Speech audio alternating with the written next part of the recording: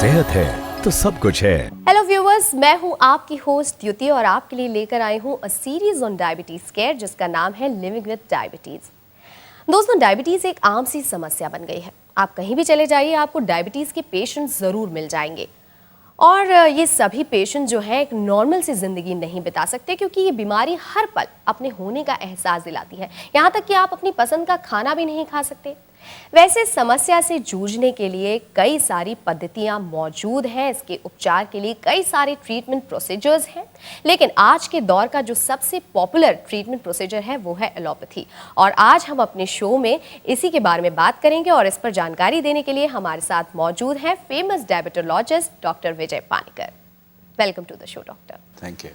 क्या सब लोगों को एक ही तरह की डायबिटीज होती है या इसमें भी कुछ? डायबिटीज़ के कई प्रकार है, बट मेनली दो प्रकार है, जिसे हम टाइप 1 डायबिटीज़ और टाइप 2 डायबिटीज़ कहते हैं।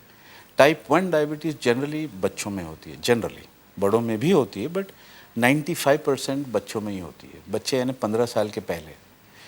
ये टाइप 1 की खासियत ये है कि जो बीटा सेल्स मैंने बताए थे पैंक्रियास के, वो पूरे ही नष्ट हो चुके हैं। तो इन बच्चों में इंसुलिन बिल्कुल नहीं है, तो इनका ट्रीटमेंट सिर्फ इंसुलिन रहता है। ये जो गोलियां होती है डायबिटीज़ की, वो उसमें काम नहीं आती है।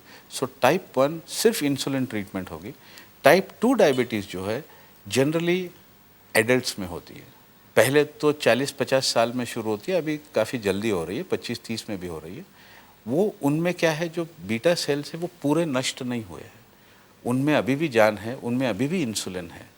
तो ये जो टाइप 2 डायबिटिक पेशेंट्स है, इन्हें गोलियों से ट्रीट किया जा सकता है, वेरएस टाइप 1 इंसुलिन ही चाहिए।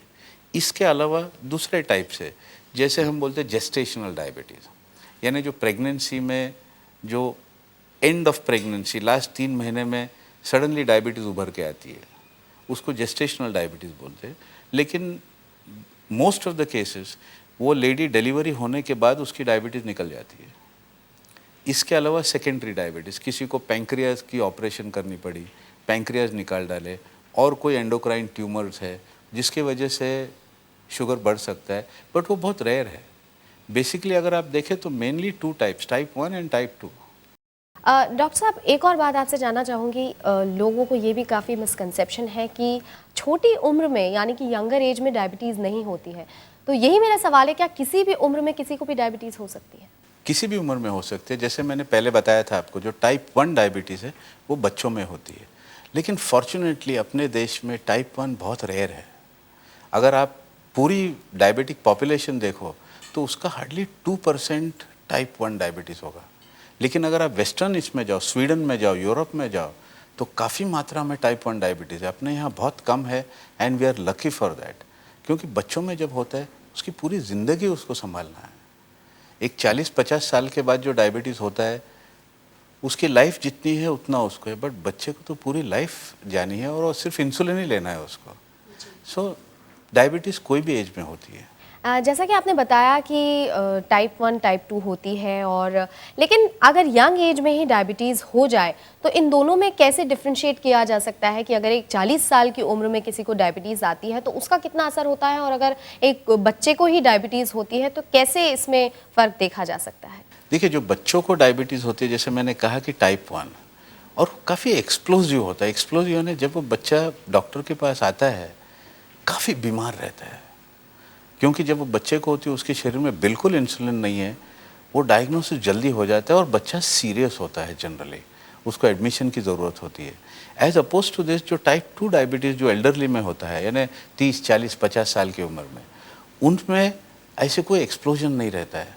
वो माइल्ड सिम्टम्स रहते हैं, वेट लॉस रहता है, पेशाब ज़्यादा कर रहा है, तब वो जाके टेस्ट करता है और वो दवा लेके घर जाता है, उसको हॉस्पिटलाइजेशन की ज़रूरत नहीं होती है। So this is the basic difference. अभी ये जो टाइप 1, जैसे मैंने बताया, बच्चों में होता है, ये कभी कभी एडल्ट्स में भी हो सकता है, कम मात्रा है, उसे हम लाडा कहते हैं, latent auto immune disease of the adults.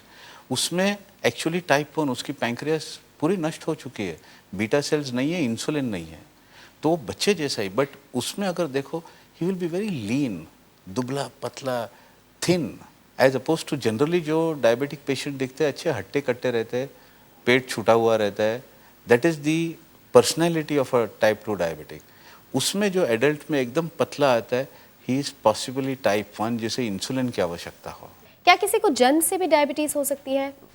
जन्म से जनरली नहीं होती है, लेकिन रेयर कंडीशन है कि पैंक्रियास की जेनेसिस और डेवलपमेंट सही नहीं हो और उसमें बीटा सेल्स नहीं हो तो हो सकती है, but it is very rare.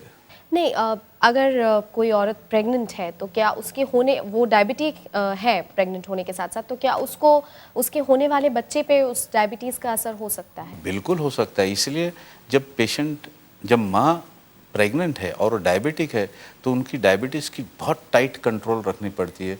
उनको दिन में 3 बार इंसुलिन देनी पड़ती है, दिन में 5 बार ब्लड शुगर टेस्टिंग होती है, क्योंकि जब ब्लड शुगर माँ की बढ़ती है उसका असर बच्चे पे पड़ता है एंड जनरली बच्चे का साइज़ बड़ा हो जाता है, तो नॉर्मल डिलीवरी नहीं हो पाती है और बच्चे में कॉम्प्लिकेशंस होने के चांसेस ज़्यादा है, माँ में भी कॉम्प्लिकेशंस के चांसेस ज़्यादा है।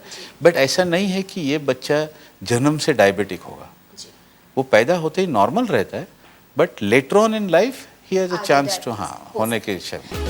Like, share, subscribe for more such informative videos.